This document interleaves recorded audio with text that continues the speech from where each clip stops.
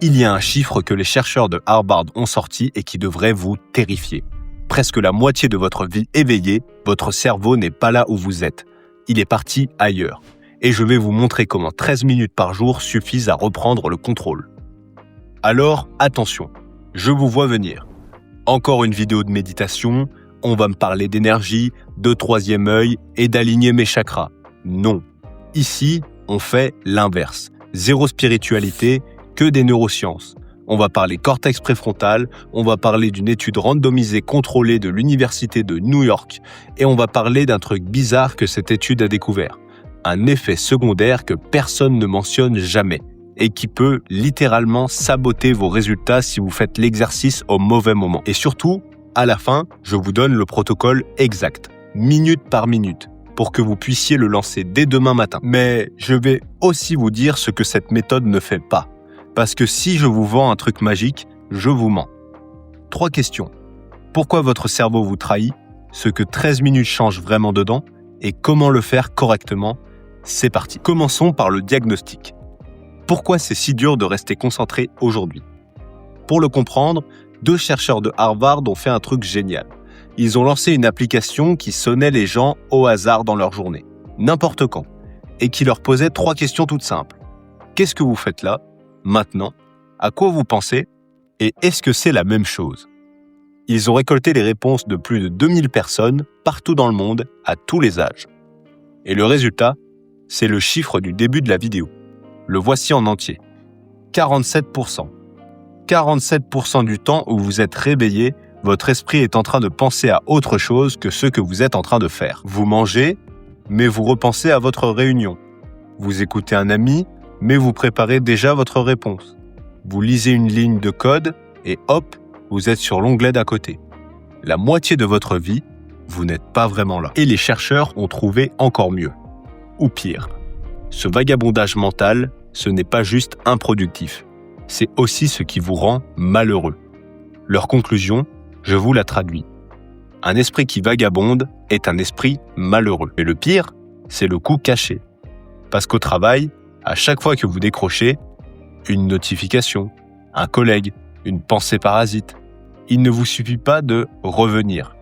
Une chercheuse a observé des employés de bureau pendant des journées entières, montre en main. Vous savez combien de temps il faut, en moyenne, pour vraiment se replonger dans une tâche après une interruption? On en reparle dans 2 minutes, parce que la réponse change la façon dont vous voyez vos journées. Reprenons cette interruption. Vous vous dites, je check juste un message, 2 secondes, et je reviens. Sauf que votre cerveau, lui, ne revient pas en 2 secondes. Une chercheuse, Sophie Leroy, a mis un nom là-dessus, le résidu d'attention. L'idée est simple et un peu flippante. Quand vous passez d'une tâche A à une tâche B sans avoir fini la tâche A, une partie de votre attention reste collée sur la tâche A. Vous croyez être passé à autre chose, votre cerveau, non. Il continue à tourner en arrière-plan sur le truc d'avant. Résultat, vous attaquez votre nouvelle tâche avec 70% de votre cerveau seulement. Et vous vous souvenez de ma question de tout à l'heure? Le temps pour se reconcentrer après une interruption? Les observations de terrain donnent un ordre de grandeur qui fait mal. On parle de plus de 20 minutes pour revenir pleinement dans une tâche profonde. 20 minutes pour une notif que vous avez lue en 3 secondes. Donc le problème est posé. Votre attention fuit toute seule presque 1 fois sur 2. Et chaque fuite coûte une fortune en temps. La vraie question, c'est est-ce que ça se muscle? Est-ce que l'attention, c'est comme un biceps? Et c'est là que l'étude de New York entre en scène. Direction Manhattan, le labo de la neuroscientifique Wendy Suzuki à l'université de New York. Son équipe recrute des gens qui n'ont jamais médité, des vrais débutants, comme vous peut-être. Elle les coupe en 2 groupes au hasard. Le premier groupe, 13 minutes de méditation guidée par jour. Rien de fou, de la respiration, un scan du corps, on revient au souffle. Le deuxième groupe, et c'est ça qui est malin, ne restent pas les bras croisés. Ils écoutent 13 minutes de podcast par jour. Exactement la même durée, le même engagement quotidien. Comme ça, si la méditation marche, on saura que c'est la méditation, pas juste le fait de prendre 13 minutes pour soi. Et là, premier rebondissement.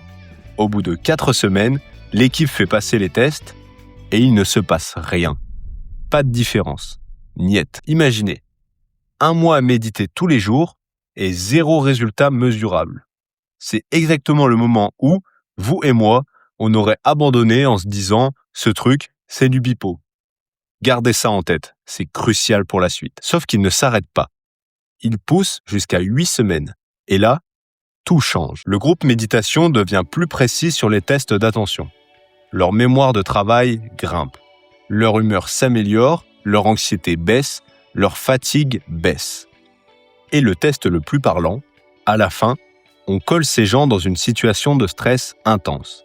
Un faux entretien d'embauche, debout, face à un jury de glace qui ne sourit jamais, à devoir faire des calculs à voix haute. Un cauchemar.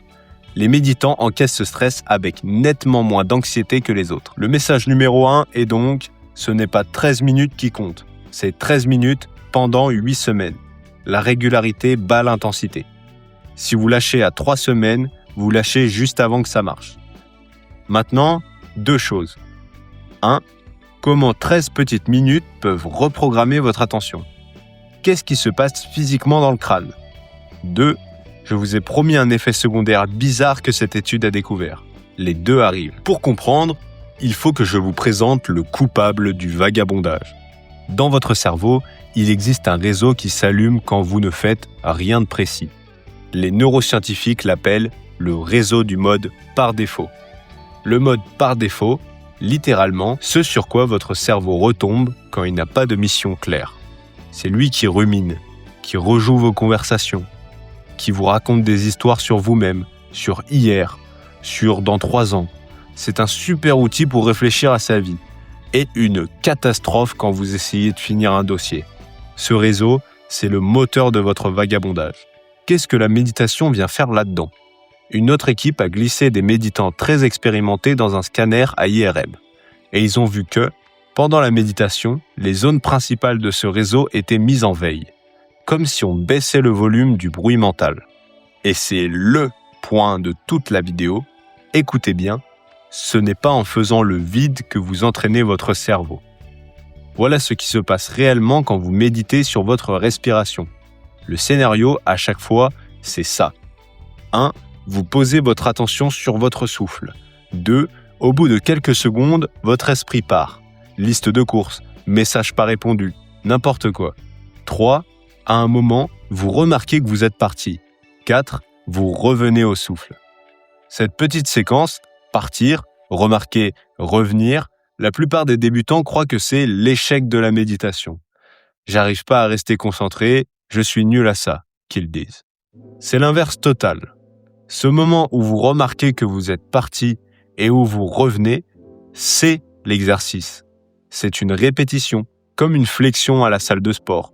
Une neuroscientifique de Miami, Amishi Ya, qui a entraîné des Marines américains avec ça, dit que c'est la pompe du cerveau, les push-ups de l'esprit. Et le truc magnifique, c'est que sur une séance de 13 minutes, si votre esprit part 50 fois, vous faites 50 répétitions. Le débutant qui vagabonde tout le temps ne rate pas la méditation. Il fait juste plus de répétitions que le moine zen d'à côté. Et concrètement, qu'est-ce qui travaille pendant ces reps? 2 régions à l'avant du cerveau. Une qui sert à détecter que vous êtes parti à la dérive et une autre, juste derrière le front, qui ramène l'attention sur la cible. Plus vous faites de répétitions, plus ce circuit « je détecte la distraction, je reviens » devient rapide et automatique. Traduction dans votre vraie vie. Au boulot, quand une pensée parasite ou une envie d'ouvrir Instagram surgit, ce même circuit se déclenche plus vite. Vous repérez la distraction avant qu'elle vous emporte. C'est ça, un cerveau résistant aux distractions. Pas un cerveau sans pensée, un cerveau qui revient vite. Ok, la théorie, c'est bien, mais vous voulez le faire. Voilà le protocole, calqué sur celui de l'étude. Vous pouvez le lancer demain matin. 13 minutes, découpées comme ça. Minute 0 à 1, l'installation. Vous vous asseyez sur une chaise, pied à plat au sol, ça suffit, pas besoin de coussin tibétain. Dos droit mais pas raide. Vous faites 3 grandes respirations lentes, ces 3 souffles, c'est votre signal. Là, on bascule en mode focus. Minute 1 à 4, l'ancrage. Vous posez toute votre attention sur votre respiration. l'air frais qui entre par le nez, l'air tiède qui ressort, c'est tout. Si ça vous aide, vous comptez 1 à l'inspiration, 2 à l'expiration, jusqu'à 10, puis vous recommencez. Minute 4 à 9, le scan du corps. Vous balayez votre corps lentement, de bas en haut, les pieds, les jambes, le ventre, les épaules, les bras, le visage. Une zone après l'autre, vous observez ce qui se passe. Tension, chaleur, picotement, sans chercher à changer quoi que ce soit, juste observer. Minute 9 à 12, retour au souffle. Vous lâchez le scan, vous revenez à la respiration et vous laissez faire. Respirez à votre rythme. Minute 12 à 13, la sortie. Vous élargissez votre attention au son autour de vous. Vous rouvrez les yeux, un dernier grand souffle, terminé. Et là, je tiens ma promesse du début, l'effet secondaire que personne ne mentionne. Dans l'étude de New York, le groupe méditation a vu sa qualité de sommeil se dégrader. Oui, vous avez bien entendu. Ceux qui méditaient dormaient moins bien que le groupe podcast. Pourquoi ? Parce que la moitié d'entre eux faisaient leur séance le soir, juste avant de se coucher. Et il se trouve que cet entraînement réveille la partie dont je vous avais parlé ultérieurement à l'avant du cerveau. Vous activez le système qui vous garde en alerte, au pire moment. Donc la règle d'or, celle qui change tout, méditez le matin ou en journée, idéalement juste avant un gros bloc de travail. Surtout pas au lit. Attention, il existe des techniques de respiration pour s'endormir, mais ici, on ne parle pas de ça. D'ailleurs, si vous voulez des techniques de respiration pour s'endormir, j'ai créé une plateforme qui s'appelle Meditool. Vous pourrez en trouver gratuitement via le lien en description. Maintenant, il reste une dernière chose à régler, la plus importante peut-être. Parce que si je m'arrête là, vous allez croire que la méditation est une pilule magique. Et ça, ce serait malhonnête. Je vais vous dire ce que cette méthode ne fait pas. 1. Les effets sont réels, mais modestes. On n'est pas en train de transformer votre QI. On gagne quelques points de précision, un peu de mémoire de travail, un peu de calme. C'est utile, c'est cumulable avec le reste, mais ce n'est pas un cheat code. 2. Ces résultats sont mesurés en laboratoire, sur des petits tests. Alors, pourquoi le faire ? Parce que le rapport coût-bénéfice est imbattable. 13 minutes par jour, 0 matériel, aucun risque, à part le sommeil si vous le faites au mauvais moment. Et maintenant, vous le savez, pour un investissement aussi ridicule, les gains réels sont l'attention, l'humeur et la baisse du stress. C'est l'un des meilleurs deals que la science puisse vous proposer. C'est exactement ça du biohacking, le petit levier qui rapporte gros. Donc, on récapitule. Votre attention fuit presque 1 fois sur 2 et chaque fuite vous coûte 20 minutes en moyenne. La méditation n'efface pas vos pensées, elle vous entraîne à revenir plus vite. Rep après rep, comme à la salle. 13 minutes par jour, le matin, jamais au lit. Il faut tenir 8 semaines avant de juger, parce qu'à 4 semaines, il ne se passe encore rien. Alors, voilà mon défi. Pas essayer un jour pour voir, un vrai protocole.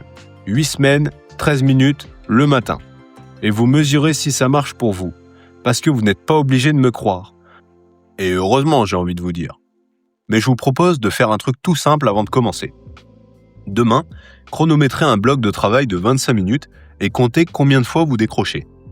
Combien de fois votre main part vers le téléphone. Notez le chiffre. Refaites le test dans 8 semaines. C'est votre propre petite étude. Dites-le moi en commentaire. Et si vous hésitez à le faire, dites-moi la cause. Ça m'intéresse aussi. C'était tout pour cette vidéo. Si vous ne voulez pas manquer d'autres tips pour regagner en focus, n'hésitez pas à vous abonner.